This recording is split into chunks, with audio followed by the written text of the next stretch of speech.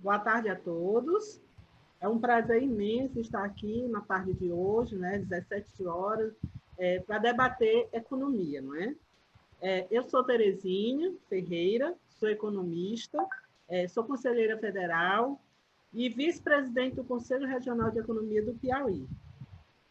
Essa videoconferência ela está sendo organizada pelos Conselhos Regionais de Economia do Nordeste. Então, essa é a terceira live, a terceira videoconferência que já está acontecendo. E essa que nós estamos participando são 3 estados do Nordeste, que é o Maranhão, Rio Grande do Norte e Salvador. Aliás, Bahia, certo? Agora, é importante a gente frisar que nós, economistas, sabe, nós temos um papel muito grande nessa situação que nós estamos passando. Nós estamos sendo chamados pela sociedade para planejar alternativas nas nossas repartições, onde nós estamos desenvolvendo o nosso trabalho, não é isso? E também para buscar alternativas para a sociedade, né? Em relação a essa situação de relaxamento da economia, ou melhor, né? De paralisação da economia frente à questão da pandemia relativa ao coronavírus, não é isso?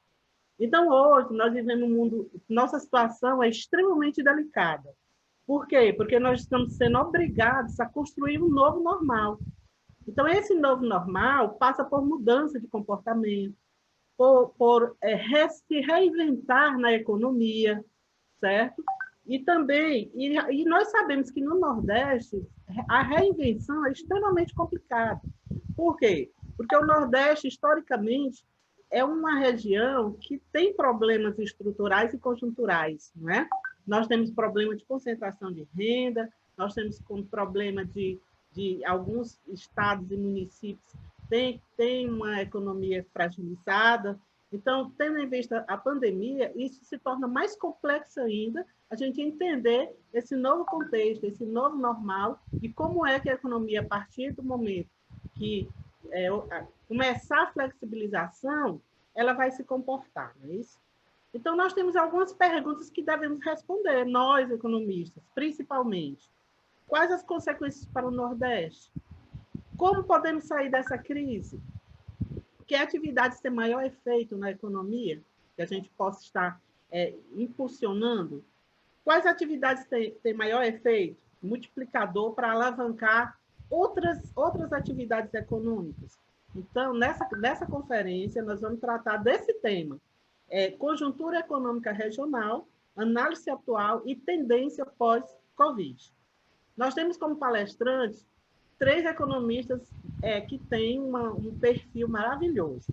Primeiro, Fredman, ele é presidente do Conselho Regional de Economia do Maranhão e é mestre em desenvolvimento econômico, desenvolvimento socioeconômico.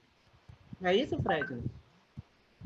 Nós temos também o vice-presidente do Conselho Regional de Economia da Bahia, o economista Gustavo Cassebe Pesotti. Ele é economista pela Universidade Federal do Maranhão, ou da Bahia, mestre pelo Programa de Desenvolvimento Regional e Urbano da Universidade de Salvador.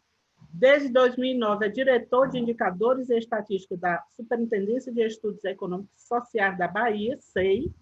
Foi presidente do Corecon Bahia em 2014, 2015 e 2017. É atualmente também diretor regional da Associação Nacional das Graduações em Economia do Brasil, a ANGE. E ainda nós temos outra palestrante que nós chamamos, né, que vai ter, nós temos o prazer, né, de tê-la nesse bate-papo, que é a nossa vice-presidente do Conselho Federal de Economia, Denise Cassama. Ela é consultora de empresas, professora universitária, instrutora do SEBRAE, ativista social, presidente do Instituto Socioeconômico da Amazônia e membro da ABED, que é exatamente a Associação Brasileira dos Economistas pela Democracia. Certo?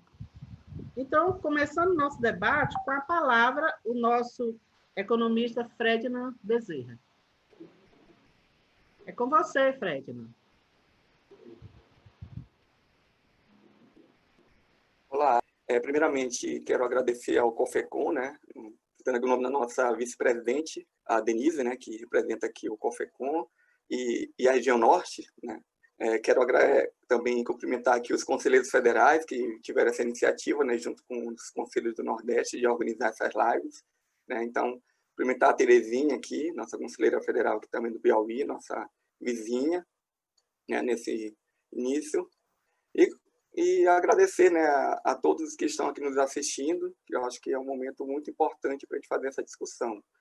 Então, eu vou fazer uma apresentação aqui, deixa eu colocar na tela. Isso.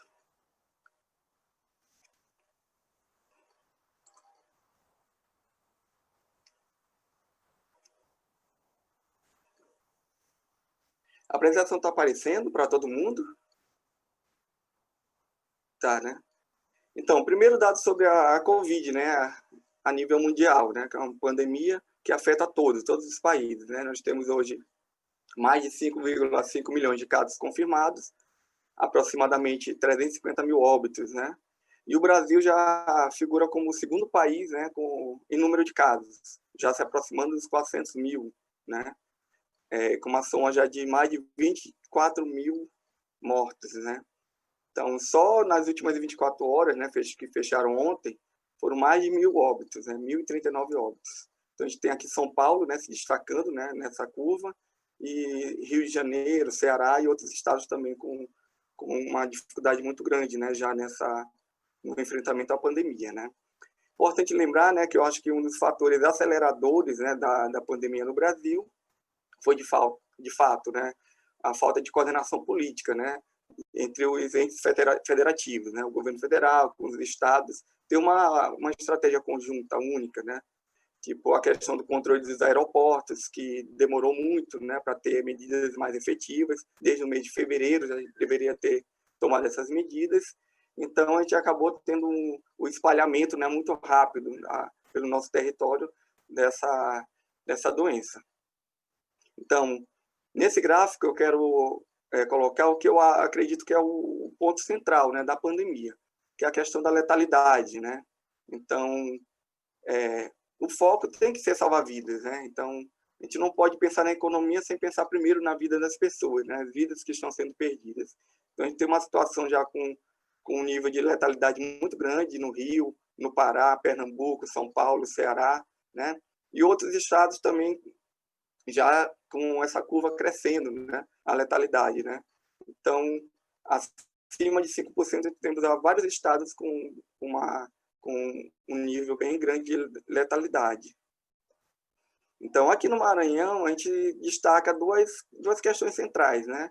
A ampliação dos leitos exclusivos, né, para a Covid-19, que logo no início da pandemia eram 232, e na noite do dia 25, a gente já estava, dia 25 passado, agora, já tinha mais de 1.500 leitos, né? Então, há um esforço muito grande na ampliação dessa rede, né, de atendimento à Covid-19, né? Então, a gente tem também a medida, o lockdown, que foi implementado aqui na ilha, né, na capital e nos municípios da região metropolitana, desde o dia 5 de maio, dia 5 até o dia 14, e pelas projeções e os dados também estão confirmando, a gente conseguiu dar uma achatada na curva, né? E ter uma situação de maior controle já da pandemia na ilha. Porém, esses aqui são os dados, né, gerais do estado, né?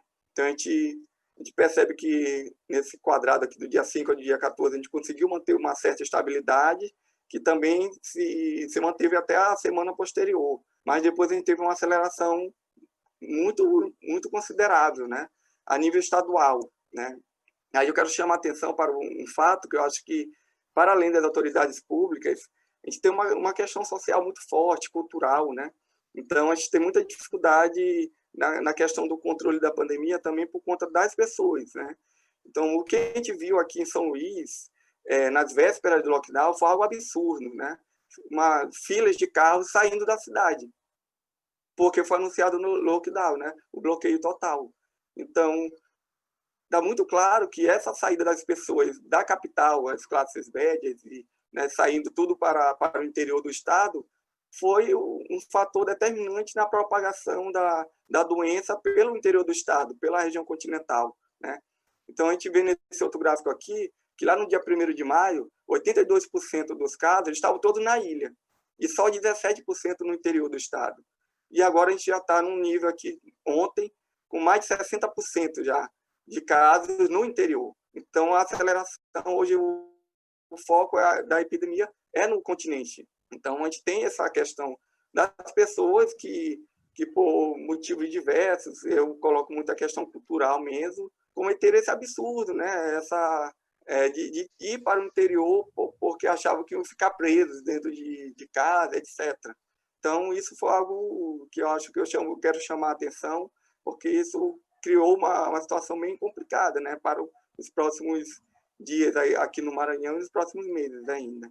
Porque temos espalhamento por todo o estado, praticamente, já da Covid-19. Né? São pouquíssimos municípios dos 217 que não registraram casos ainda. Né? Então, acho que isso é muito importante a gente falar sobre essa questão. E outro ponto importante foi a questão do auxílio emergencial, né? Que a gente viu aqui, dia após dia, né, a questão das aglomerações, em especial nas cidades do interior, né? Aglomerações absurdas mesmo, né? Na frente das casas lotéricas, nas agências das Caixas Econômicas Federal. Então, isso também, com certeza, foi um fator de contágio que estamos recolhendo agora, né? Os resultados dessas aglomerações. Então, já falando agora do Nordeste, eu quero chamar a atenção, né, para o Comitê Científico, né, de Combate ao Coronavírus, que foi criado ainda no mês de março, no final do mês de março, né, uma iniciativa dos governos dos estados do Nordeste, criar esse comitê, né, científico que se reúne de forma, eu acredito que semanal, estão sempre discutindo, né, e tem câmaras temáticas, discutindo as ações, né, de forma coordenada para enfrentar o coronavírus no Nordeste. Então, a gente teve um boletim agora recente que saiu, o boletim de assistência social, né? Quem quiser acessar, temos aí o site, né? Estou divulgando aqui também, que eu acho muito importante essa iniciativa, né? Então, quando iniciou o primeiro boletim, né, do consórcio, né, colocou aqui o Nordeste tinha, lá dia 17 de março, apenas 8%, né, dos casos de Covid-19 a nível nacional, né? E já no dia 16 de maio já estava com 33%. Então, a gente tem uma aceleração muito forte no Nordeste, né? Em especial em alguns estados.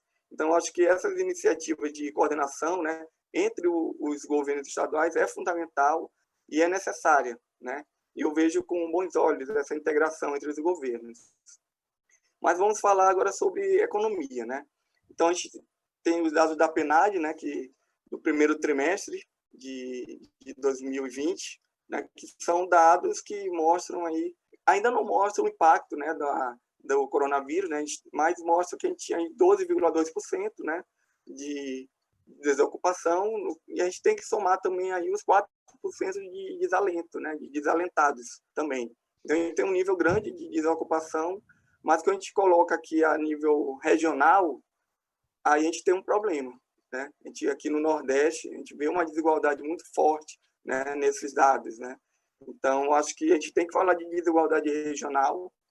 Eu acho que é fundamental a gente falar, né? A gente tem aí o dobro da taxa do Sul, por exemplo. Então, isso demonstra o quanto a gente vai ser bem mais impactados, né, nesse período pós-Covid, né? E já estamos sendo já. Os próximos dados da PNAD já devem mostrar o que eu acho que vai ser algo muito impactante, né? Um nível de desocupação absurdo aqui no Nordeste, né? Então, outra desigualdade que é fundamental, que a gente não pode deixar de falar, nós temos aqui a Denise, a Terezinha, que também estão aqui para discutir isso também, é a questão da desigualdade de gênero, né? Que quando a gente olha para a questão da desocupação para homens e mulheres, a gente vê que em todas as regiões as mulheres estão com uma taxa elevadíssima, né, de desocupação. E no Nordeste isso é bem mais claro, passando de 17%. Então, acho que a gente não pode deixar de discutir essas desigualdades regionais, desigualdade de gênero. Se a gente for colocar também a questão racial, a gente também tem outros números assombrosos, né, onde os negros têm uma taxa de desocupação muito superior à dos brancos, né? Então, são coisas que a gente tem que chamar a atenção para esses pontos. Mas agora eu quero chamar a atenção também para outro aspecto que eu acho fundamental nesse momento, e trazendo esse estudo aqui do Sebrae, que saiu recentemente, né, sobre o impacto da pandemia, né, sobre as pequenas empresas, né, pequenas, médias, microempresas, né. Então, o Sebrae divulgou esse estudo que ele traz, né, muitas informações relevantes para a gente que está discutindo, né, os impactos da pandemia e o pós-pandemia, né. Então, eu só queria lembrar aqui os dados da RAIS, né, que mostram que, a nível de Brasil, né, 47,7% dos empregos são gerados por pequenas, médias e microempresas, né, empresas com menos de 100 empregados, né. Então, isso mostra a necessidade de termos políticas específicas para esses segmentos que são bem mais frágeis, bem mais vulneráveis à conjuntura, né. Então, isso vou trazer aqui 3 dados, né, desse estudo, que é bem amplo, né, sobre a questão como essas empresas conseguem funcionar, né, nesse período, né, e a gente vai ver aqui no gráfico aqui, na cor vermelha, né, que em vários setores como turismo, beleza, economia criativa, né, a grande maioria das empresas não estão conseguindo funcionar, né, com as medidas restritivas. Então, isso leva a uma situação bem complicada para essas empresas, né. Quando a gente vai ver aqui a questão do faturamento, quase todos os setores, né, todos os setores tiveram uma queda de faturamento expressiva, né, muitos mais de 90% aí, com queda de faturamento. Então, isso é muito grave e isso exige ações, né, de políticas públicas, né. Então, endividamento. Também a gente tem um percentual muito considerável de empresas endividadas, né, segundo esse estudo do Sebrae, né. Então, a gente precisa, aí a gente coloca aqui o total geral, né, que está no centro do gráfico, 32%, né, tem dívidas aí em atraso, né. Então, isso exige medidas, né, medidas que sejam efetivas, né. Então, a gente olha com muita preocupação, né, que rolou muito na última semana, né, nessa semana agora, a questão das palavras, né, do ministro da Economia, né, que mostrou não ter muita preocupação, né, pelo menos naquela fala que foi feita, né, com as pequenas empresas. E eu penso que essas empresas que precisam da preocupação do governo. O governo não pode se eximir de ter políticas efetivas para essas empresas, né, que são grandes geradoras de emprego, né. Então, o nosso PIB, a gente vê aqui os dados, né, do PIB trimestral até o quarto trimestre de 2019, sabe que a gente vem derrapando, né, há muito tempo, né. Então, desde o primeiro trimestre de 2014, depois a gente entrou naquela crise, né, política institucional, e a partir daí a gente não conseguiu mais ter a retomada do crescimento, né. A gente saiu do vale, mas a gente continua com um nível muito baixo até o último trimestre de 2019, né. Então, a gente já vinha em crise, essa que é a verdade. E a pandemia vem para agravar muito mais esse cenário. Então, as expectativas não são boas, né. Aqui eu trago aqui o boletim Focus do Banco Central, né. Então, faz 15 semanas seguidas que as expectativas vêm só piorando, né. E eu acredito que, com, de certa forma, um imobilismo do governo federal, né, e as medidas pouco efetivas, né, que vem tomando, né, a gente não tem como ter perspectivas melhores, né. Então, acredito que uma visão otimista, a gente vai ter uma queda em torno de 7% do PIB, e se a gente for pessimista, eu acho que muitos colegas economistas estão sendo já bem pessimistas, a gente vai chegar em torno de 10% de queda do PIB, né. Então, essa é a realidade, né, e a gente precisa, né, estamos já tentando encerrar, Terezinha, só um minutinho aqui, eu trazer também aqui a questão dados do ETN, né, do Banco do Nordeste, né, para 2019, do PIB do Nordeste. O Maranhão teve um destaque aqui, um crescimento de 1,1%, puxado pelo setor de serviços, que agora é o mais impactado, né. Então, a gente tem uma projeção aqui da economia maranhense também bem difícil, né, para esse ano, né. A economia do Nordeste teve um crescimento de 0,12%, né, também puxado pelo setor de serviços, principalmente, né. Quando a gente olha de 2010 a 2017, né, o acumulado, o Maranhão é o grande destaque aí com 20%, seguido do nosso vizinho aqui, o Piauí, da nossa colega Terezinha, né, com 16%. E a gente vê aqui com destaque negativo, né, a Bahia e o Sergipe, né, que foram muito impactados pela questão setor petroquímico, né? O Gustavo deve falar um pouco mais sobre isso nesse período recente, né? Então, esse aqui é o PIB do Maranhão, né? Nosso comportamento, a gente vinha tendo uma retomada em 2017, mas acredito que agora a gente vai novamente ter uma queda muito expressiva do nosso PIB, né? E aqui só para demonstrar a composição setorial, né, do PIB do Maranhão, o quanto a gente é dependente do setor de serviços, né, que é o setor que mais gera empregos, mas eu quero destacar que quando a gente olha os dados mais a fundo, né, a gente percebe que são empregos de baixa remuneração, empregos, né, muito precários, né? Então a gente precisa, né, eu entendo que a grande questão no Maranhão é a diversificação, né, de fortalecer cadeias produtivas, né, fortalecer o setor industrial, né, agroindústrias, né? A gente sabe que o setor industrial tem empregos de maior qualidade, né, com uma remuneração bem melhor, né? Então, se a gente tem uma renda média muito baixa no Maranhão e está muito ligada à questão do setor de serviços, ser o principal setor, né, e ser muito serviço de pouco valor agregado, e a questão da informalidade também, que está muito, muito forte também no Estado. Aí, sobre a arrecadação tributária, a gente tem aqui um comportamento de crescimento, né, bastante forte, né, nos últimos anos. A gente tem um aumento, uma elevação da eficiência tributária considerável, né, aqui no Maranhão. Porém, já quero destacar 2020, que a gente vai ter uma queda, né, muito considerável aqui de janeiro agora até abril, uma queda absurda, né, na nossa arrecadação, rompendo com essa tendência de crescimento, né? Então, esse aqui é só um dado para mostrar, né, que a gente vinha sempre abaixo, né, da média do Nordeste aqui na questão da participação percentual dos impostos, né?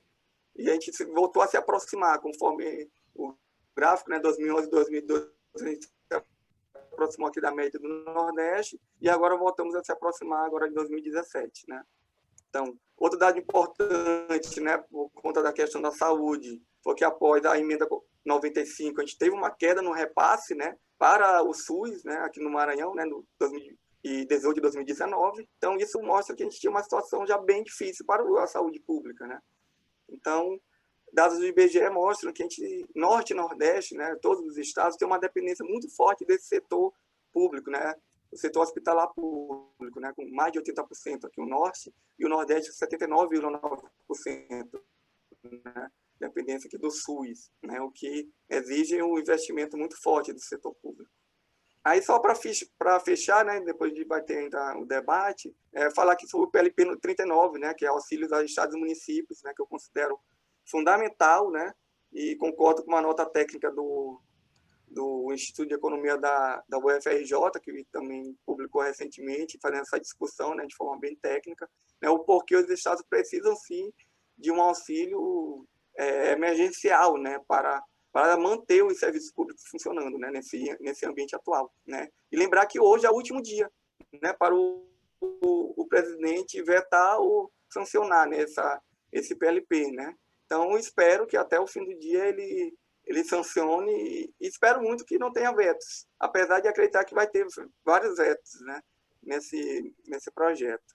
Então, só para mostrar aqui os volumes dos recursos desse PLP 39, né? Então, isso aí todo mundo é de conhecimento público, né? Foi bastante discutido também, a gente pode também trazer um momento de discussão. E para fechar, né, as perspectivas para a economia do Nordeste, eu acredito que é preciso de uma ação coordenada, eu acredito muito no consórcio Nordeste como uma instância importante de formulação de políticas públicas, né, de buscar políticas públicas, experiências exitosas, né, nos vários estados do Nordeste, e a gente destaca 3 tipos de políticas que são fundamentais para o pós-pandemia, né, que é o apoio às pequenas empresas, né, e eu estou falando de apoio mesmo à questão fiscal, né, eu acho que não tem como, a gente tem que ter o apoio fiscal, a questão de, além de incentivos fiscais, apoio técnico, né, também é fundamental, né, a ampliação dos gastos públicos em infraestrutura, especialmente saneamento básico, que eu acho que a gente não vive só, nós temos a pandemia hoje como centro, né, dos problemas de saúde, porém a gente sabe que aqui no Nordeste a gente vive outras epidemias,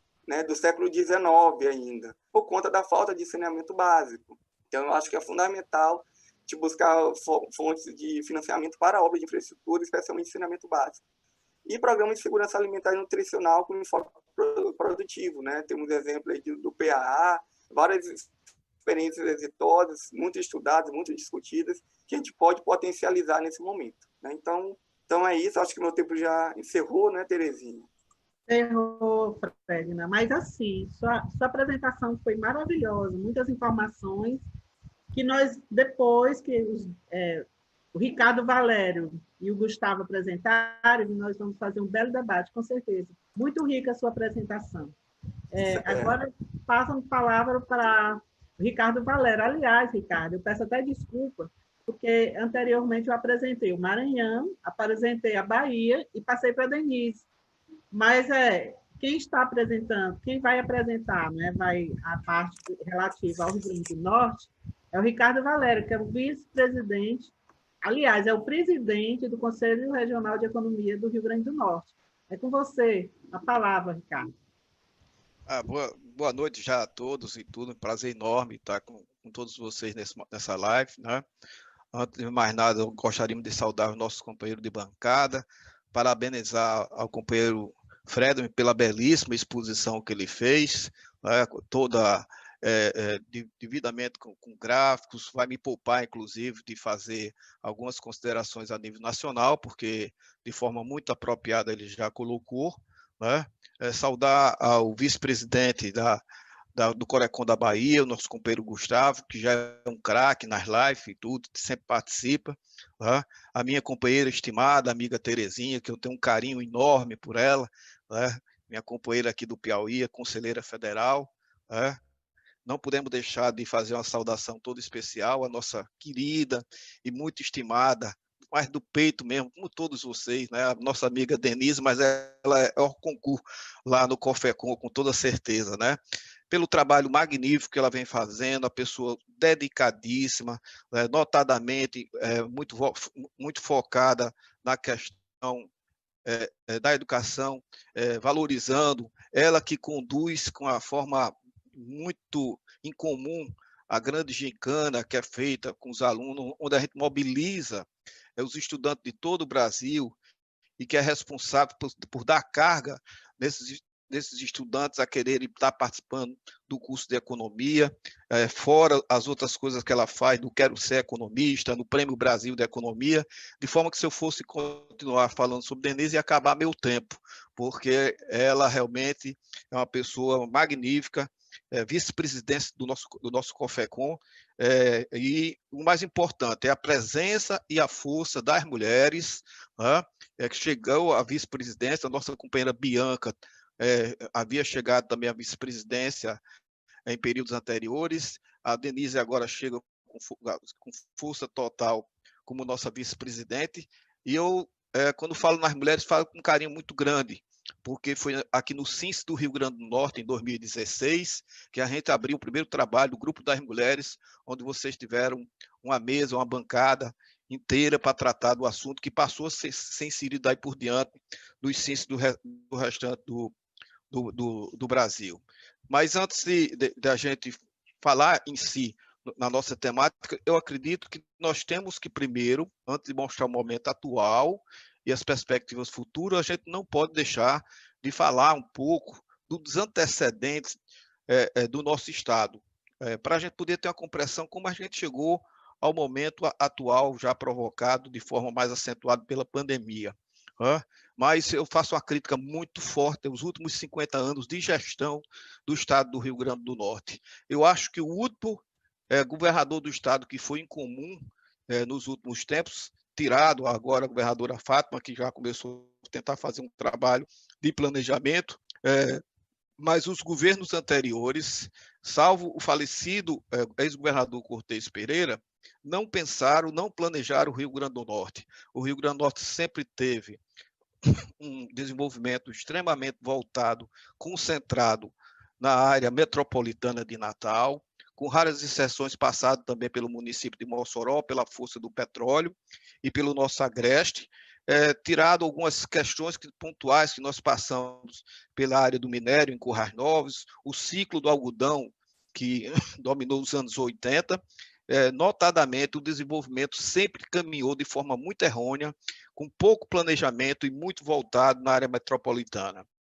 a gente tem que se resgatar, quando fala no Rio Grande do Norte, quando fala na Bahia, quando fala em alguns estados do Nordeste, da importância do que nós tivemos do ciclo do petróleo, aí que começou nos anos 70, que foi uma força econômica para o Rio Grande do Norte, para alguns estados do Brasil, e notadamente para o Nordeste, que teve uma influência muito forte. Nós temos 167 municípios, nós tivemos uma influência do ciclo do petróleo, que começaram aí nos anos 70 e andou bem até os anos 90, envolvia em torno de 16 municípios que tiveram, que vivenciaram o seu ciclo de desenvolvimento, né, nessa área, né? Tivemos ainda, falando dos antecedentes, alguns ensaios de início de industrialização do Rio Grande do Norte, motivado ainda pelos incentivos fiscais da nossa SUDENE, que caminhou razoavelmente com alguns incentivos. Nós tivemos algumas indústrias que chegaram ao Rio Grande do Norte, como a Antártica, a nossa Guararapes, que é o nosso carro-chefe na área têxtil, né, que a Guararapes lidera o grupo Riachuelo, que fez investimentos pesados no Rio Grande do Norte. Tivemos algumas empresas que foram instaladas nesse viés voltada dos ciclos dos incentivos fiscais da SUDENE, que foram, obviamente, se esmorecendo, e a gente voltou a vivenciar muito em cima da questão dos royalties do petróleo, que durou aí notadamente durante os anos 70 e 80, teve uma importância tão significativa para o Rio Grande do Norte que nós chegamos a ficar acima da média do Nordeste nos anos 70, nos anos 80, em relação ao PIB. Nós chegamos a ter um PIB superior a 10% nos anos 70, nos anos 80, e que foi, à medida que o ciclo do petróleo foi perdendo um pouco sua força, nós caímos ainda para uma média acima de 5%, até aí, 1996, mais ou menos, quando esse ciclo começou a cair, e junto com isso, nós finalizamos o século XXI em 19º lugar no Brasil em PIB. Nós não podemos deixar de citar, falando dos antecedentes, a situação que se encontra o estado do Rio Grande do Norte hoje, para o advento da via costeira.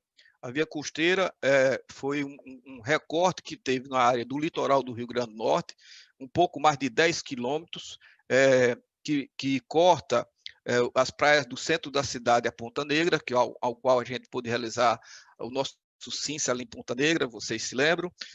A via costeira ela foi um marco para o início do ciclo do turismo do Rio Grande do Norte, que eu considero ainda hoje a nossa principal indústria, a nossa indústria sem chaminé, que é a indústria do turismo, que obviamente, a exemplo de todo mundo, a exemplo do Brasil, teve um tombo enorme agora, e que seguramente também será o último segmento que vai se recuperar. Quase finalizando esses antecedentes, nós temos que lembrar que nos anos 2000 em diante, né, nós fomos perdendo competitividade pelo excesso de burocracia, por dificuldades na área do licenciamento ambiental, né, e os incentivos do Rio Grande do Norte, que eram vinculados a um programa chamado PROED, ele ficou um pouco caduca, não foi se modernizando e foi perdendo a competitividade, né, de forma que a gente teve, depois dos anos 2000, uma situação muito ruim, o Rio Grande do Norte perdendo algumas fábricas que já estavam instaladas aqui, justamente por essa falta de competitividade. Nós tivemos ainda a questão que também tem reflexo hoje na situação do Rio Grande do Norte, que foi a questão do aumento real dos salários. O governo cometeu uma falha imperdoável no momento que, a partir dos últimos 12 anos, nós passamos praticamente a administrar folhas de pagamento, porque houveram aumentos de salários, de plano de cargos salários superiores a 100% em alguns casos. A folha do estado do Rio Grande do Norte, os 104 mil servidores, subiu de forma absurda, e isso passou a comprometer a capacidade de investimento e até a capacidade de pagamento também do Estado. Fora esse aumento, fora da realidade, nós tivemos ainda uma segunda pandemia naquela época, como eu chamo, que foi, com o advento do neopotismo, os três poderes, o executivo e o judiciário, passaram a fazer, sentaram e fizeram uma pactuação em cima das receitas líquidas correntes. Né? Nós passamos uma situação inadequada. Né? O Rio Grande do Norte chegou a ter um comprometimento das suas receitas líquidas correntes da ordem de até 25%, quando a média nacional está aí na faixa de entre 14% e 15%. Isso amarrou e tirou toda e qualquer capacidade de investimento que o Estado do Rio Grande do Norte pudesse ter naquele momento. Tá? Assim, nesses últimos 12 anos, nós tivemos também uma situação muito atípica, que foi o crescimento vegetativo em relação aos aposentados. O Rio Grande do Norte tem hoje em torno de 104 mil servidores, entre ativos e inativos, tá? E até pouco tempo, há uns 8 anos atrás, nós tínhamos uma situação realmente de equilíbrio.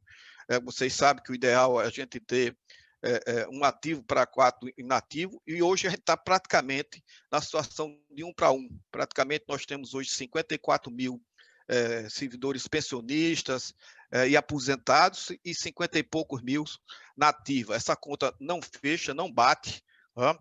Nos leva a uma situação, a um déficit mensal da ordem de 130 milhões de reais, só com a folha de nativos aposentados. O governo todo mês tem que bancar 130, ou seja, quase 1,5 bilhão ao ano. Então, essa conta não bate, e isso levou o nosso Estado a ficar realmente numa capacidade de endividamento muito fraca, a gente sem capacidade de investimento. Tá? Nós temos que levar em consideração também que, já chegando ao momento atual, o governo atual assumiu uma herança muito penosa para o governo do Fátima Bezerra atualmente, onde o governo anterior passou uma situação de 4 folhas de pagamento em atraso, um déficit fiscal na ordem de 1,8 bilhões de reais, muito acima da capacidade de pagamento do Estado. Isso trouxe umas dificuldades iniciais para o governo Fátima enfrentar. Basta dizer que o governo passado chegou a ficar 36 meses, gente.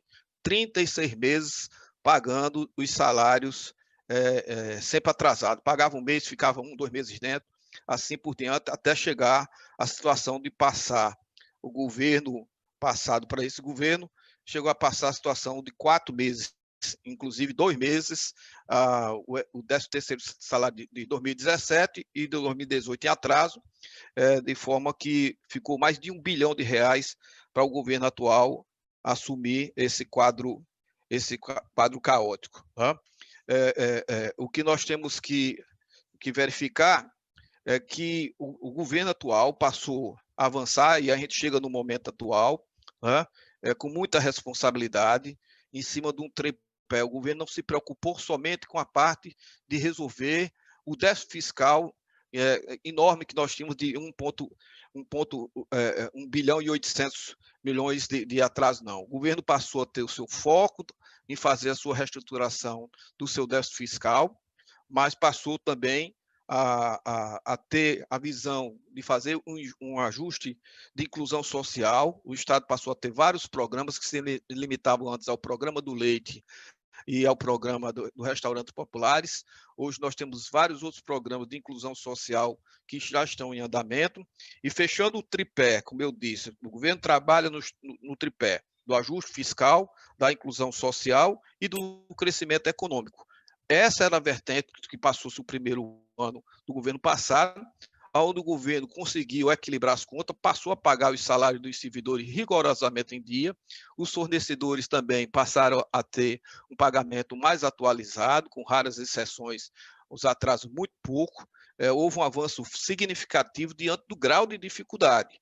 Lógico que faltou muito, o governo não tinha condição de repor toda a situação do histórico que nós temos aí dos últimos 12 anos, muito penoso para a economia do Rio Grande do Norte. Enfrentamos nesses últimos anos, vários anos seguidos, de seca que abate o sertanejo, que abate a nossa capacidade de investimento, que diminui o PIB, que diminui o ciclo de produção, mas o governo, nesse primeiro ano, conseguiu já avançar de forma razoável.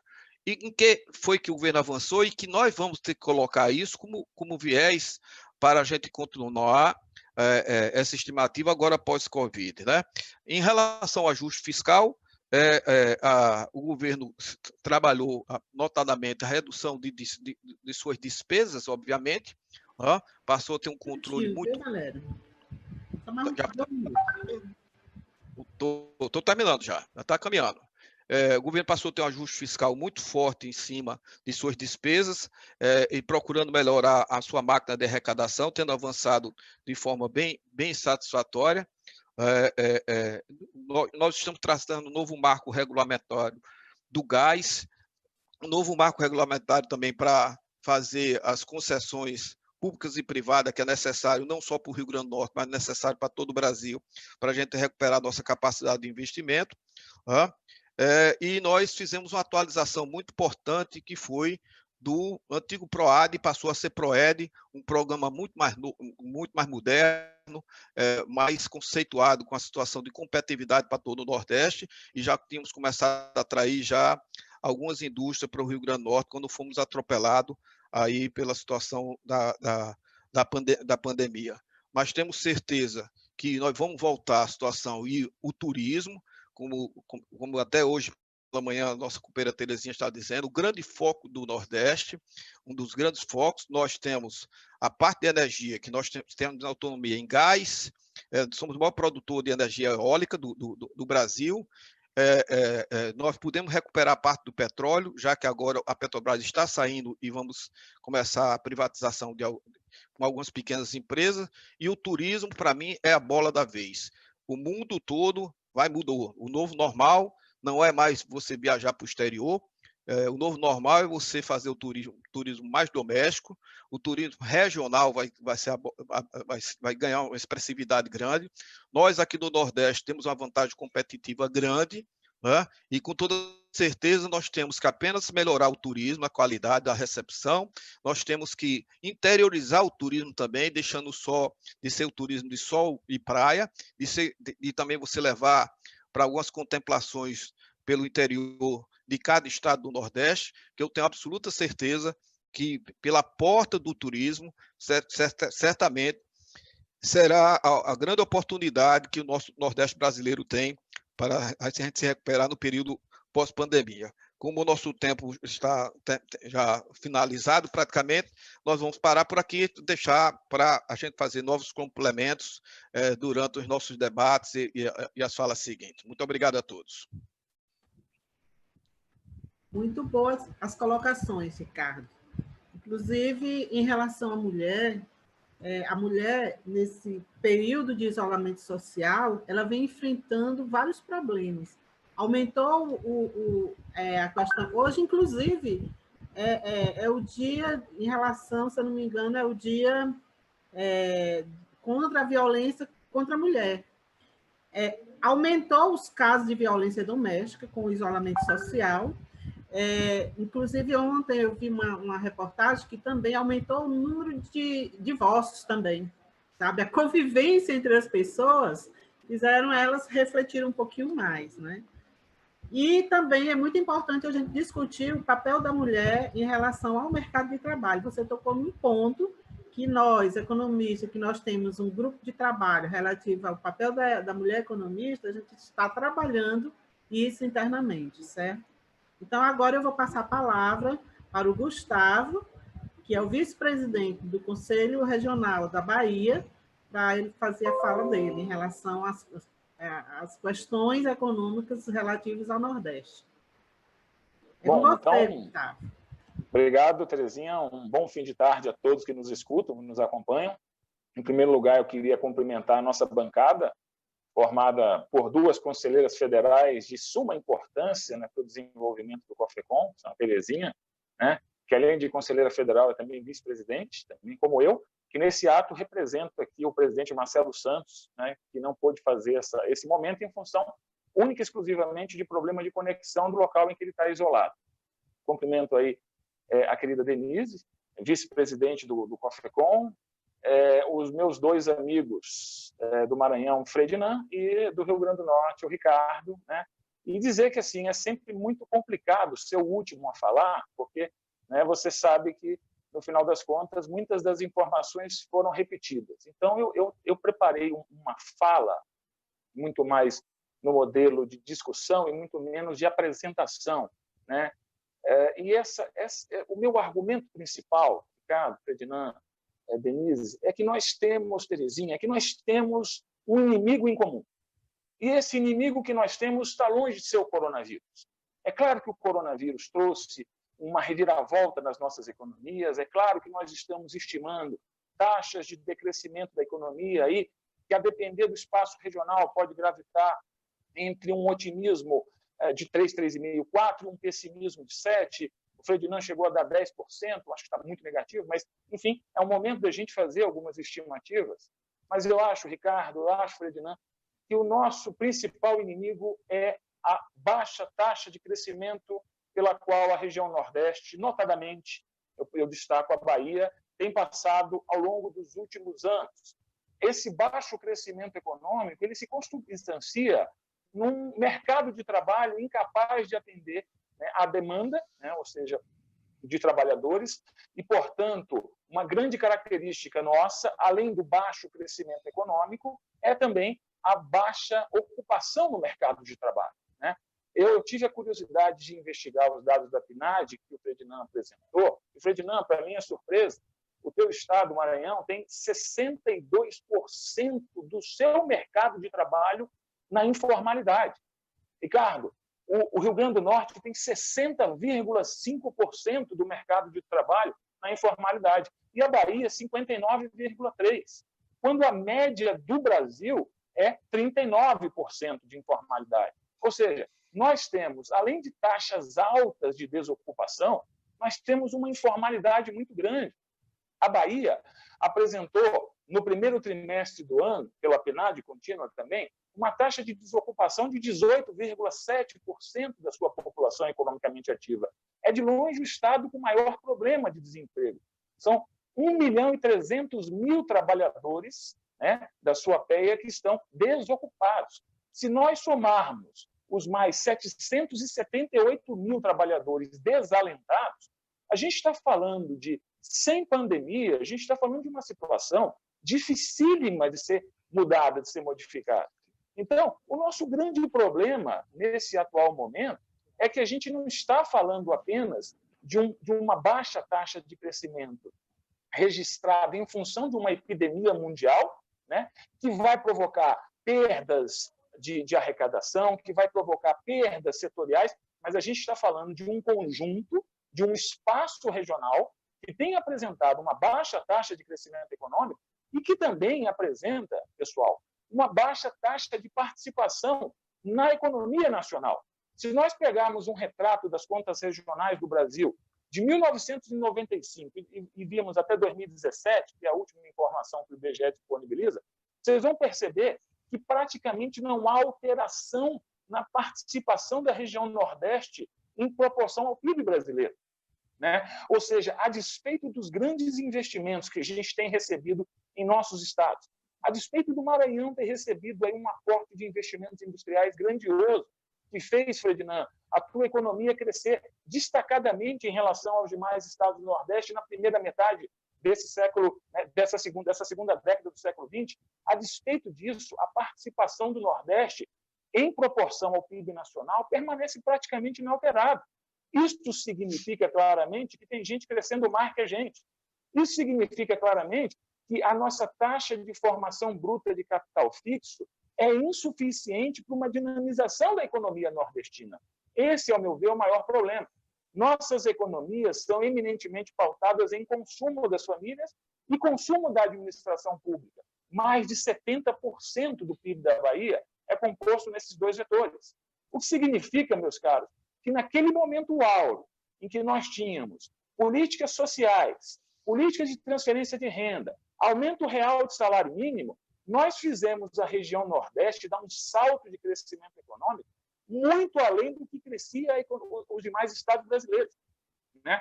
Eu me lembro claramente, após a crise de 2008, 2009, quando a economia brasileira, e quando a gente, né, teve lá o presidente Lula falando, olha, vai ser uma marolinha, e muita gente fez gozação com aquela afirmação do presidente, a economia brasileira, recuperando-se do problema vivenciado em 2009, alcançou uma taxa de crescimento de 7,5% em 2010. A economia baiana cresceu 6,6%. De lá para cá, nós desaprendemos o rumo do crescimento econômico. Se nós fizermos um retrospecto, né, eu fiz isso, submeti recentemente à publicação dos economistas do Conselho Federal de Economia um artigo afirmando que nós estamos vivendo a segunda década perdida. Nós, lá nos anos 80, né, alcunhamos os anos 80, ao invés de destacarmos todo o movimento cultural, a revolução musical dos anos 80, a gente, né, deu uma pecha negativa para a economia brasileira, chamando-a de década perdida. E, naquele momento, nós tínhamos uma taxa de crescimento média de aproximadamente 1,6%, baixa, se comparada com a década de 70 anterior, quando vivíamos o momento, né, do milagre econômico, mas uma taxa de desemprego de 5,2% da nossa população economicamente ativa.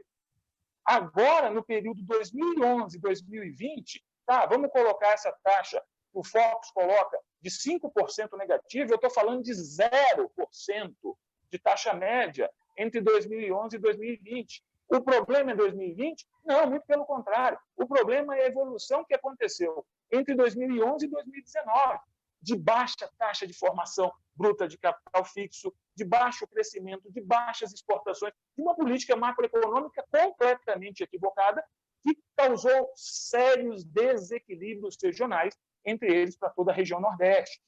Então, os nossos desafios, meus amigos, eles são estruturais e não conjunturais. A pandemia do coronavírus vai trazer mudanças estruturais também, né? Num primeiro momento, a gente tinha até uma percepção que essa pandemia poderia acabar em 60 dias, em 90 dias. A gente ficou meio reticente em fazer as estimativas, por isso a gente traçou cenários. Hoje a gente tem dimensão bem clara. Além dos aspectos conjunturais, além de uma forte queda no PIB dos estados do Brasil e também na economia brasileira, com reverberação no mercado de trabalho, né? Para minha sorte, vocês não apresentaram, mas saíram os dados do CAGED, do Ministério da Economia, né? Ou seja, eles estavam represados, mas saíram. E a gente tem, no período janeiro-abril, na região Nordeste, menos 190 mil postos de trabalho. Só Pernambuco perdeu 53 mil postos de trabalho formais. Tá? Nós, na Bahia, perdemos aproximadamente 37 mil. Tá? 190 mil em 4 meses. Só no mês de abril, o Nordeste perdeu 120 mil postos de trabalho formais. Então, é claro que a pandemia vai trazer consequências drásticas. E essas consequências drásticas são pioradas porque nós perdemos o rumo do crescimento econômico no Nordeste. Então, qual que é o maior problema da pandemia? É a taxa de decrescimento de 2020? Não. O maior problema da pandemia é que vamos decrescer em 2020 e, se nós dermos muita sorte, nós voltaremos ao patamar de 2019 em 2023.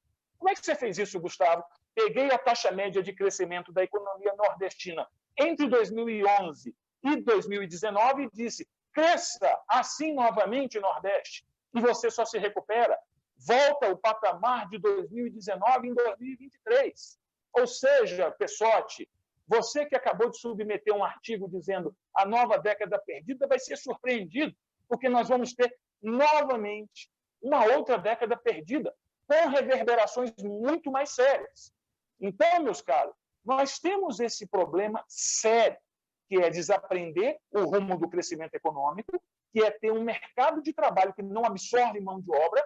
Então, se nós crescermos, os vetores mais dinâmicos do Nordeste são conhecidos. Obviamente, todos nós falamos de turismo, obviamente, todos nós falamos de agronegócio, obviamente, todos nós falamos dos novos vetores industriais, da cadeia do petróleo, e mesmo com todos esses vetores, eu estou falando de uma economia maranhense com 62% de informalidade, eu estou falando de uma economia do Rio Grande do Norte com 60% e uma economia baiana com 59%. Eu estou falando de 1,3 milhão. Então, deixa eu voltar rapidinho. Em dezembro, quando a PNAD mediu sem coronavírus, eu tinha 1.200.000 desempregados na Bahia. Isso é muita gente, 16,4%. Tá? Agora, são 1.300.000. Então, são 100.000 postos de trabalho perdidos no primeiro trimestre. Isso porque a PNAD não considerou abril. Se eu considerar abril errado, pessoal, que não faça isso, que você trabalha com estatística, mas se eu considerar que em abril são 32.000 formais perdidos, e fizer, olha, eu sei que tem informais também, eu já estou chegando perto de 200.000, somente adicionando abril, tá, nas nossas estimativas de pandemia. Então, ela vai trazer consequências para a arrecadação, ela vai trazer consequência para a pequena e microempresa, que vai demorar muito se recuperar, até porque nós sabemos que as mortalidades de pequena e microempresa estão relacionadas a problema de gestão, do qual nós, economistas, nos afastamos equivocadamente, deixamos com que os administradores e contadores ocupassem um espaço que também é do economista, porque tem uma visão global, porque tem uma visão do ciclo de negócio, porque sabe fazer taxa de retorno, porque conhece o negócio como nenhum profissional.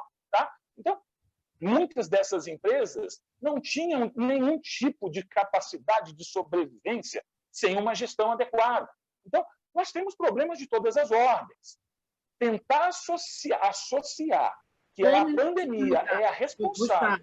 Oi, eu vou terminar. O professor, você sabe como é, ele fala, não quer parar. E eu espero não ter bagunçado demais a fala, né? Porque eu não me organizei para fazer como o Ferdinand, tá? Uma apresentação mais bonitinha. Mas, assim, se nós conseguirmos fazer com que o decrescimento seja pequeno, minorado, ele não será, digamos assim, recuperado em 2021. Ele não será recuperado em 2022, a não ser que uma coisa completamente fora do normal, que contrarie todos os preceitos estatísticos, econômicos, econométricos, aconteça na região Nordeste, e tudo que a gente está pensando, não, olha, foi só um resfriadinho, foi uma gripezinha, isso teve um problema aqui isolado, mas em 2021 os investimentos chineses voltaremos a exportar agronegócio. Não é assim que funciona. A descapitalização dos produtores vai fazer com que eles não tenham dinheiro para reiniciar um ciclo em 2021. E, para isso, é fundamental uma ação governamental. Então, minha gente, você que está nesse momento discutindo, pensando, tá, em sete dos anjos, de maior ou menor participação do Estado na economia, é assim, o setor privado é responsável pelo crescimento econômico? É. O setor privado da dinâmica? É. O setor privado gera emprego? Gera. Mas quem tira a economia de crise é o Estado. E enquanto nós não tivermos fora dessa crise, nós precisaremos de políticas públicas, de transferência de renda, nós precisaremos de pensar nos desequilíbrios regionais, nós precisaremos de política fiscal expansionista e aceitar que o déficit público não é o vilão da história. Aceitar que a baixa taxa de crescimento econômico que a gente teve ao longo dos últimos anos é troca. Eu troquei investimento produtivo por ganho especulativo no mercado financeiro.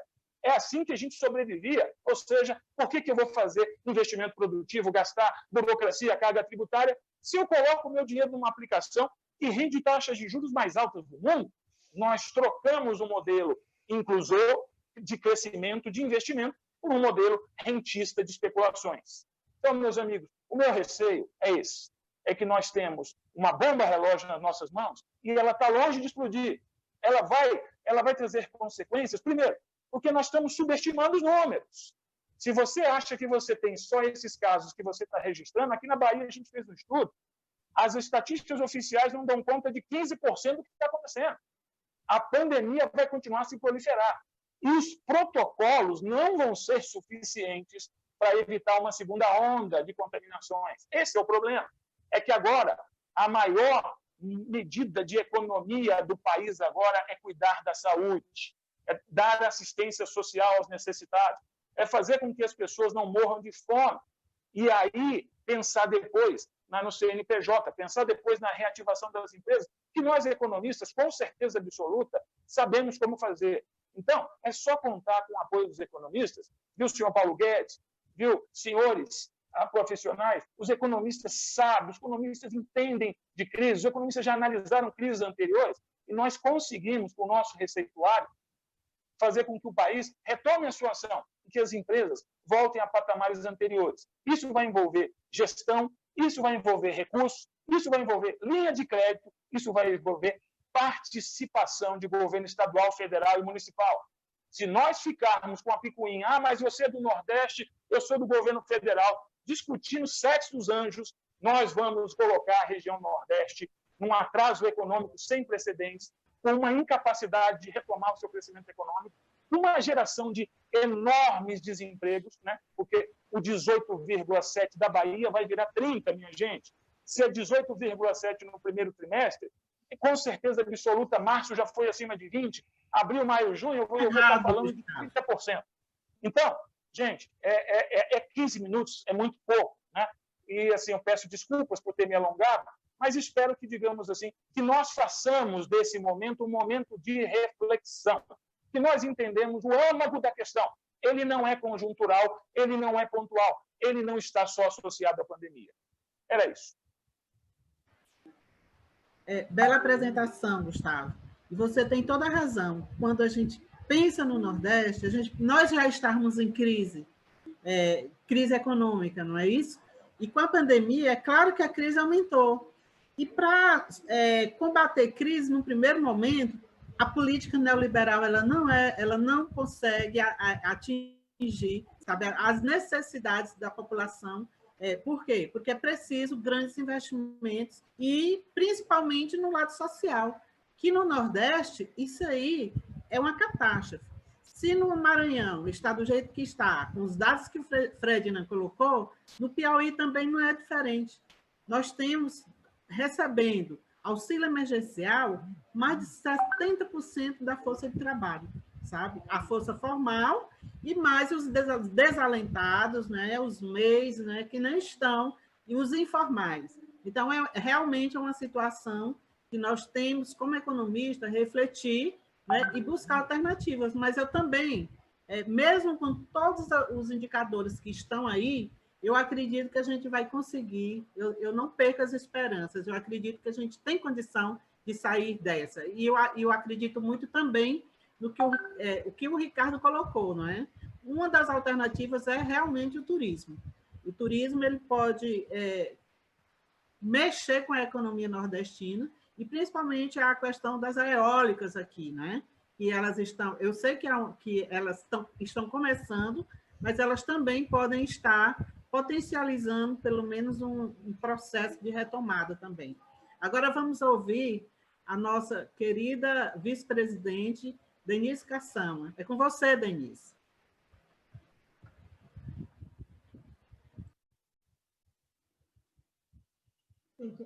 Boa tarde a todos e a todas. Para mim ainda é boa tarde, né? Eu estou 1 hora de fuso horário atrás de vocês. Agora são 5 e pouco para mim. Para vocês é boa noite, né? Então, boa noite, presidente Ferdinand. Boa noite, querido presidente Ricardo. Boa noite, meu vice-presidente Gustavo. E boa noite, minha queridíssima amiga Terezinha, companheira de conselho, né? É um prazer. Gostaria de parabenizar inicialmente todos os conselhos do Nordeste por estar fazendo essa série de lives maravilhosas que tem agregado muito conteúdo aí e tem sido lives belíssimas pelo que eu estou acompanhando, né? E agradecer a oportunidade de estar aqui trocando ideias com vocês, né? Eu moro na região norte, cuja realidade também não difere muito da do Nordeste, no caso do Amazonas, com um agravante que são as distâncias amazônicas. Então, aqui nós temos municípios que, boa parte dos municípios, o acesso é fluvial, e tem município que você demora, dependendo da época do ano, até 10 dias de barco para chegar lá. Então, o governo do estado, nessa pandemia, decretou o fechamento das linhas fluviais, porque se demora para chegar, a ajuda também demora para chegar. Desde que acabaram com aquele programa Mais Médicos e os cubanos foram embora, muitos municípios aqui do interior estão desassistidos. Ninguém quer trabalhar de médico, mesmo ganhando bastante, numa cidade do interior, no meio da floresta amazônica. Essa é a realidade. Então, é uma preocupação, né? Compactuo da ideia do pensamento do Gustavo, né? Essa crise ela não é de hoje, a gente já vem nesse processo de crise de tempos, tentando recuperar. Eu mesma, que sou consultora de empresas, estava verificando um esforço muito grande desde o último semestre de 2019, das empresas querendo retomar, querendo voltar a crescer, prospectando novos investimentos, e que agora recaiu de novo por conta dessa pandemia. E como já foi dito anteriormente, a prioridade é a saúde. Prioridade número 1, prioridade número 2, prioridade número 3. Porque enquanto não houver no mundo uma expectativa de cura, de vacina, a gente também não vai ter perspectivas de saída dessa pandemia, a gente não vai conseguir desenvolver os setores da economia que precisam voltar a crescer, né? Se tiver pandemia, ninguém vai fazer turismo, ninguém vai comprar bens de que não são de primeira necessidade. Então, enquanto não se buscar uma cura efetiva, né? não vendida, não propagandeada, uma cura, algo que seja realmente possível de ocorrer, e isso tem que ocorrer, evidentemente, no mundo inteiro, né? Então, no quesito similaridade, né? Ressalto também, como o Ferdinand falou, boa parte desse prolongamento desse processo de isolamento social se deve a fatores culturais. Aqui no norte, no Amazonas, não é muito diferente. Então, as pessoas parece que não entendem a necessidade de reduzirem as suas saídas, usarem aquele básico da máscara para sair. Então, tem gente que não está nem aí, e eu entendo que isso acaba prolongando mais o processo de isolamento, a demora no retorno das atividades, porque se a gente não tiver cultura para se comportar em tempos de pandemia, não adianta abrir shopping, não adianta abrir comércio, que se a segunda onda ela vai vir, e vai vir muito mais forte, né? E aí a gente vai ficar sem estrutura, né? A pandemia também, como lembrou o Ferdinand no final da sua fala, né? Ela demonstrou assim, escancarou mais ainda a questão da concentração de renda nesse país, né? Já que nós economistas sabemos que é desigual, e ela ficou escancarada, né? Aqui eu acompanhei muito essa questão do auxílio emergencial, e ele escancarou aquela faceta que as pessoas achavam que não existiam, mas existem no Brasil. Aquele brasileiro que sequer tem que ele nasceu lá no interior, sequer tem uma certidão de nascimento, não tem uma identidade, não tem um CPF, portanto, ele não vai conseguir abrir a conta corrente para poder receber o auxílio emergencial, né? Então, a gente descobriu muitos casos aqui no Amazonas, de gente tanto e na cidade de Manaus mesmo, mas muitos no interior, que não vão ter acesso, precisam, mas não vão conseguir ter esse acesso, e muito menos internet, né?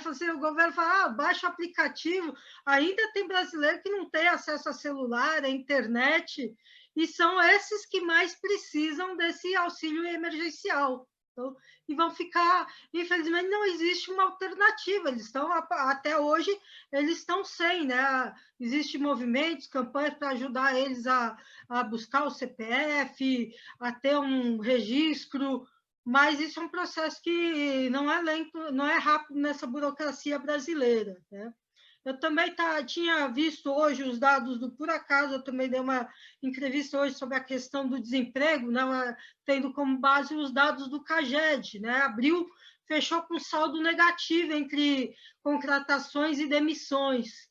Isso aponta uma tendência, no meu ver, uma tendência, né? Nós vamos ter novos paradigmas. É evidente que isso aponta que a informalidade está crescendo, e eu entendo que vai crescer mais ainda, vai aumentar a quantidade dos subempregados, dos desalentados, isso inevitavelmente, né? Porque até as empresas se recomporem em função da crise gerada pela pandemia, isso leva um certo tempo, né? Mesmo as empresas que optaram por reduzir salários, reduzir carga horária, dependendo da circunstância da pandemia, quando acabar o período, ela vai acabar demitindo. Falou assim, vou ter que reiniciar a empresa do zero e começar tudo de novo. Ela vai ter que demitir, porque ela não, muitas não vão ter sustentabilidade. Isso é bastante preocupante, né? E provavelmente a gente esteja realmente migrando para novas relações de trabalho.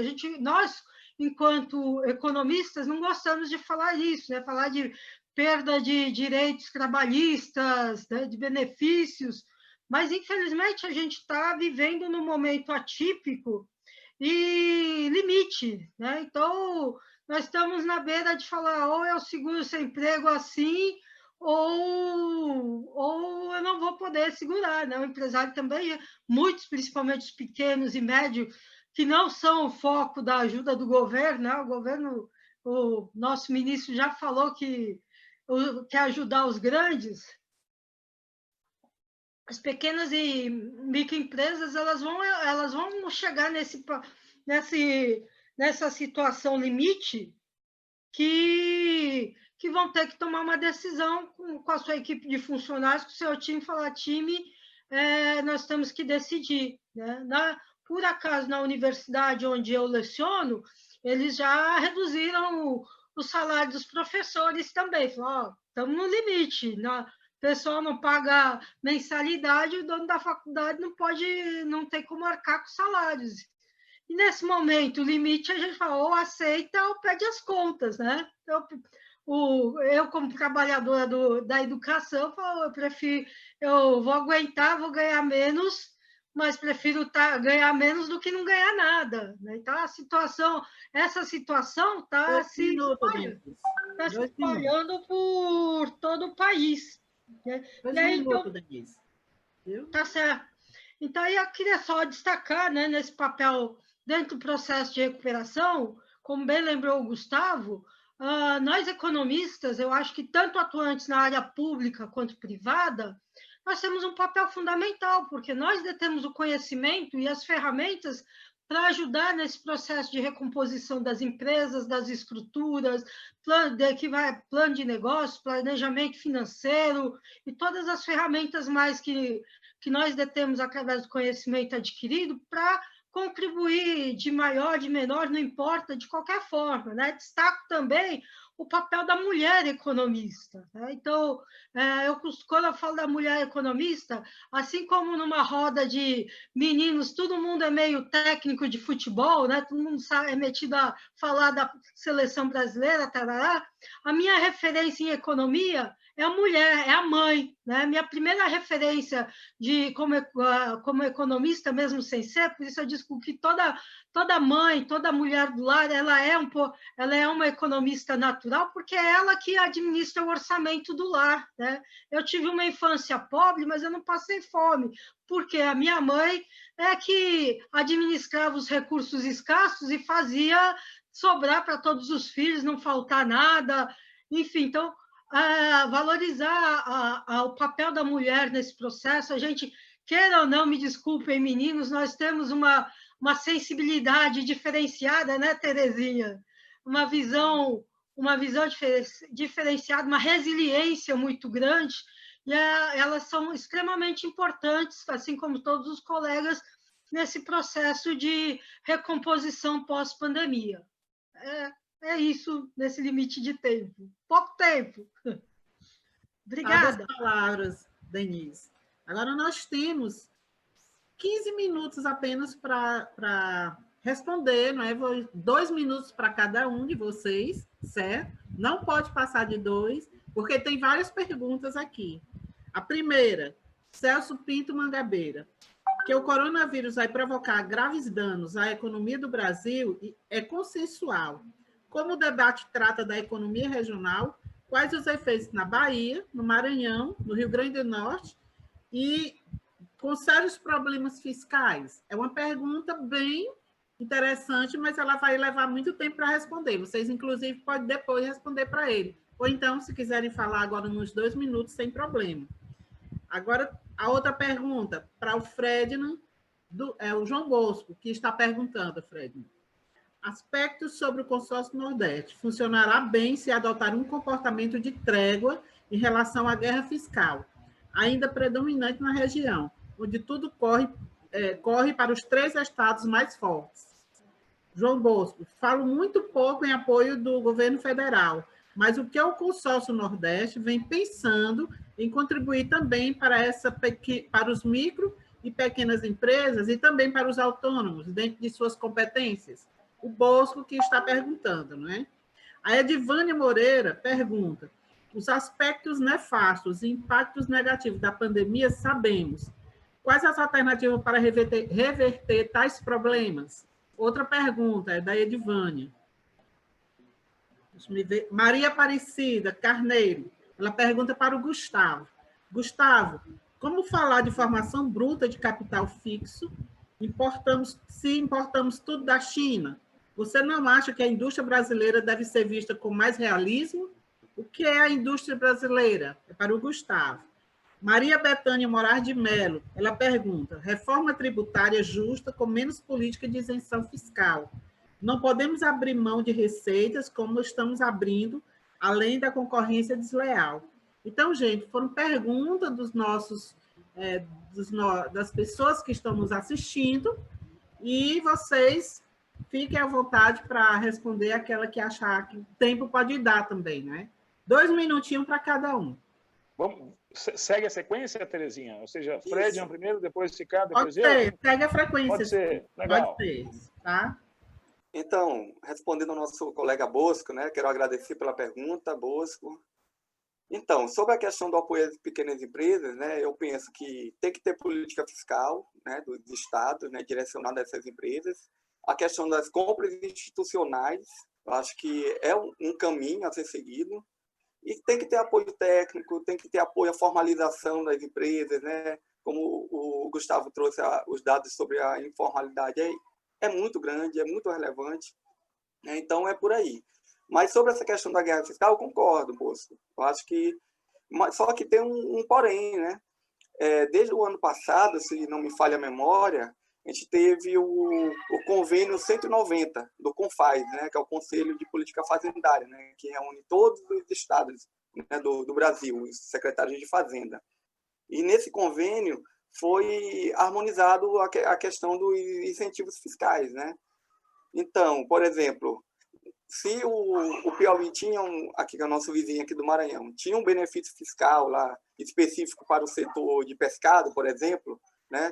O Maranhão poderia solicitar a equiparação, entendeu? Então, ficou a cargo de cada governo, de todos os estados, fazer a chamada cópia regional, ou seja, copiar o incentivo fiscal do seu vizinho, se assim achasse que estava sendo prejudicado, né, nessa guerra fiscal, ele poderia copiar esse incentivo e aplicar no seu estado, que o CONFAZ convalidaria. Ou seja, seria uma regra para esses 2 estados, né? Então, eu acho que a guerra fiscal por aí ficou um tanto resolvida, né? Mas eu penso que, de fato, é necessário ter políticas regionais. Eu acho que o Consórcio Nordeste ele tem que atuar de forma como um bloco, né? E discutir essas políticas, né? Então, sobre a questão das pequenas empresas, eu acho que é necessário, né, ter essa discussão a nível de Consórcio Nordeste de políticas horizontais, né, para todos, aí, para se discutir isso e incentivar essas pequenas empresas, né? Então, é isso. Eu acho que já foi 2 minutos, né? Então, ok.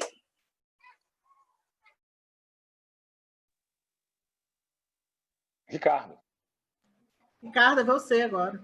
Ok. Como o tempo é pouco, eu vou me concentrar mais nessa questão dos impactos, da pergunta que perguntou os impactos sobre os estados do Nordeste. Obviamente que a situação, conforme foi relatado por nós 3, já vem de muito tempo no Nordeste, a situação se agravou com a pandemia, sem dúvida nenhuma. Agora, a extensão dessa situação, só que no estado, a nível de perda de arrecadação, nós vamos ter agora uma perda de mais de R$1 bilhão já estimados somente no ano de 2020 e de R$0,5 bilhão para 2021, mas obviamente que isso pode variar para cima ou para baixo, dependendo da situação, do alcance da pandemia e das situações que o governo federal pode vir a tomar. Por exemplo, eu acho que esse auxílio emergencial deveria se tornar um programa de renda mínima, mesmo que a gente fizesse uma nova filtragem. Obviamente, tem gente que não cabe ficar na renda mínima, certo? Mas a gente tem que aproveitar que descobrimos que temos em torno de 70 mil miseráveis desse Brasil que eram invisíveis.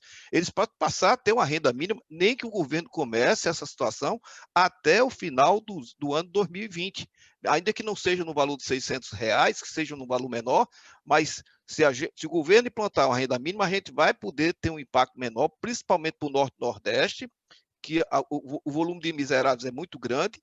Essa renda mínima vai garantir um mercado consumidor razoável, como o governo também tem que melhorar a questão do crédito. Ele abriu crédito para as pequenas e médias empresas e apenas 7% chegou até as pequenas e médias empresas pelo excesso de burocracia, por a exigência de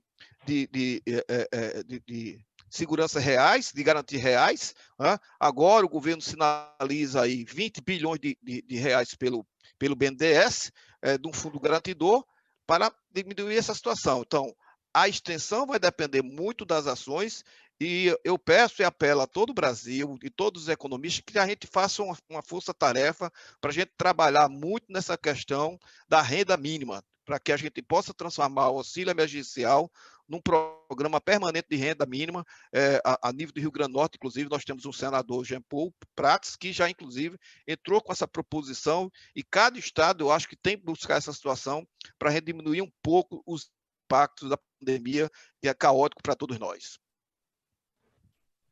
Bom, eu vou fazer também rápidas considerações, 2 minutos, né? Não me servem para responder questões tão importantes. Então, rápida resposta em relação aos impactos. Bahia, a gente está estimando que, num cenário moderado, a economia baiana apresente uma retração de 5,1%, e, num cenário pessimista, a gente chegaria a aproximadamente 7,5%. Provavelmente agora, dia 1º de junho, a gente vai divulgar o resultado do primeiro trimestre da economia baiana positivo. Tá? A indústria teve um bom desempenho no primeiro trimestre, 7,1%, e a revisão de safra feita para a agricultura baiana está indicando um crescimento de 7,5%. Então, a gente tem aí a chance de fazer, em curto espaço de tempo, uma reestimação, embora para cenário moderado a gente está falando de menos 5,1%, para cenário pessimista a gente está falando de menos 7,5%. Queda de arrecadação de aproximadamente 3 bilhões de reais, diminuição de 25%, perdão, de 30% das nossas relações econômicas exteriores, né? Diminuição, num cenário pessimista, de 27% do consumo das famílias. Tá? Então, é mais ou menos, digamos assim, as informações. E com essas reduções, com essas taxas de decrescimento, nós podemos ter uma demissão no mercado de trabalho que varia entre 450 a 600 mil trabalhadores, tá? Em 2020. Rapidamente, em relação à pergunta da importação, da formação bruta, a importação não é uma coisa ruim não, viu, gente? A gente acostumou a falar C mais I mais G mais X menos M e achar que o menos, né, gera fatores negativos. Quando a importação é de investimento, é de formação, é de máquinas, é de equipamentos, isso é muito bom para a economia. Então, se nós importarmos máquinas e tornarmos a nossa indústria mais intensiva em capital, e tivermos mais chance de adicionar valor aos bens e serviços, principalmente aos bens que nós exportamos praticamente in natura no nosso agronegócio, isso vai ser fundamental para a gente aumentar a nossa inserção internacional, aumentar as nossas divisas, aumentar a nossa participação nessa cadeia global de valor. Então, o aumento de formação bruta de capital fixo, mesmo que seja proveniente de importações, é sempre muito bom para qualquer economia. Mais ou menos por aí.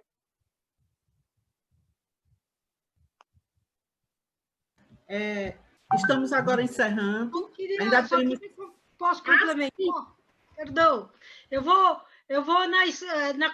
ser bem breve na continuidade do Gustavo, que também para a gente reduzir a importação, a gente tem que fazer investimento em educação, né? Formação de capital intelectual, pesquisa e desenvolvimento, para gerar tecnologias nacionais e reduzir um pouco a dependência de tecnologias externas, né? E eu queria falar rapidamente sobre alguém fez uma pergunta sobre incentivos fiscais, né?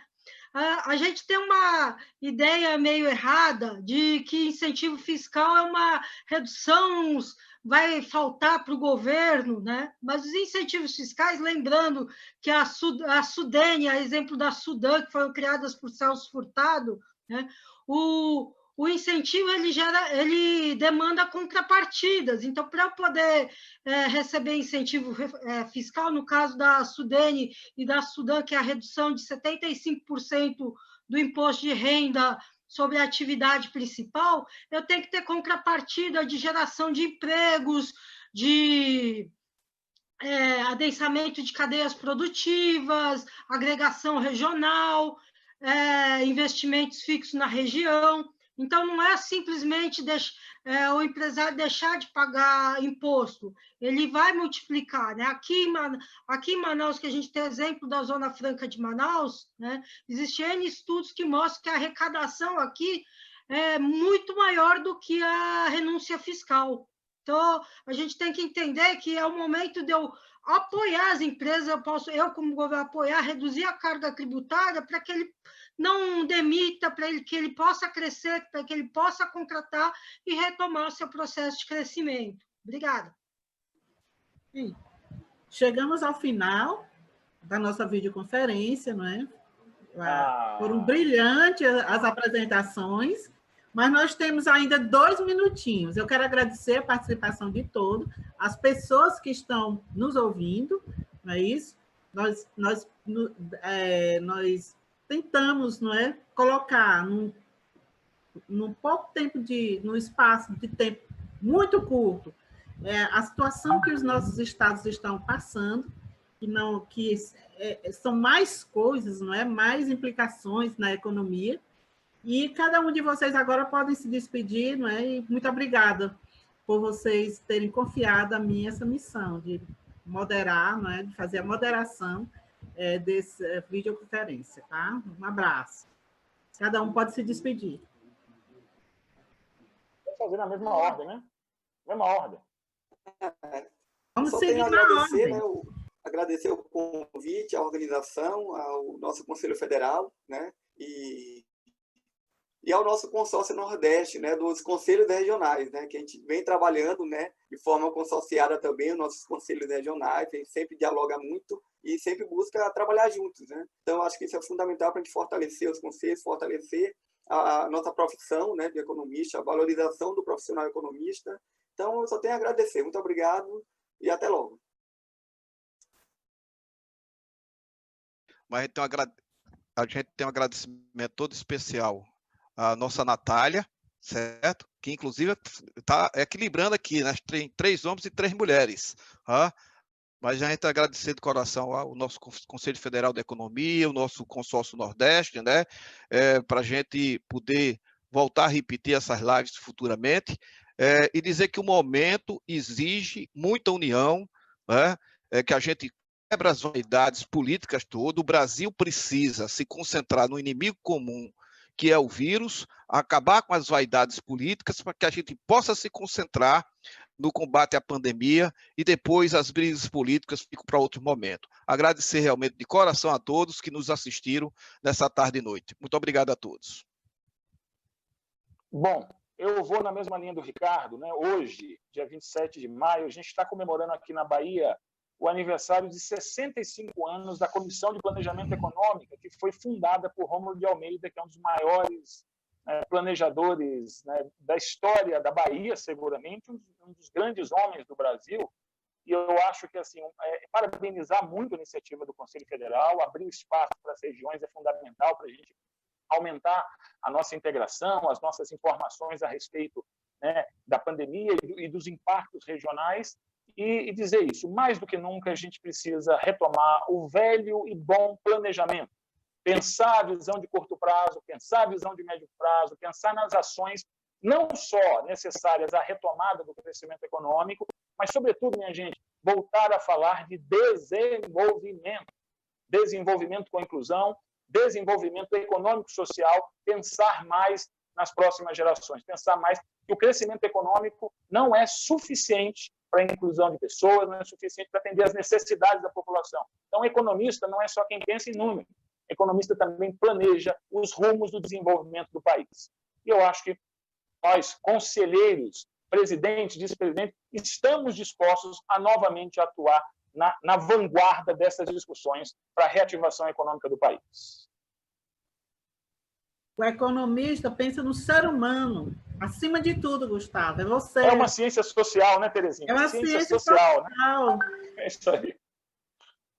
Não é à toa, né? Que é a ciência humana e eu diria a mais humana das humanas, né? Porque a gente tem a sensibilidade das ciências humanas e a prática que as ferramentas nos fornecem, né? Gostaria de agradecer, primeiro parabenizar a nossa queridíssima Terezinha pela excelente mediação aqui dessa live, com grande maestria, ao time do COFECOM aí, capitaneada hoje pela Natália, que está dando esse suporte, e aos 3 presidentes aqui hoje participando da live, e a todos os presidentes do Nordeste por essa união de esforços em promover esse conteúdo aqui, que vai ficar lá disponível no COFECOM. Né? Então, meus agradecimentos na minha pessoa e do presidente Antônio Corrêa de Lacerda. A gente deixa o COFECOM de portas abertas para todos que quiserem participar, agregar. Acompanhem aí os projetos do COFECOM, estamos montando material para os economistas aí que estão buscando novas oportunidades. Né? Estamos abertos para sugestões e críticas, né? Porque, como foi dito, a gente só vai crescer junto. Muito obrigada. Enfim, nós encerramos. E eu quero, em nome da Natália, agradecer a todas as mulheres do sistema, né? A todas as economistas do sistema, em nome da Natália.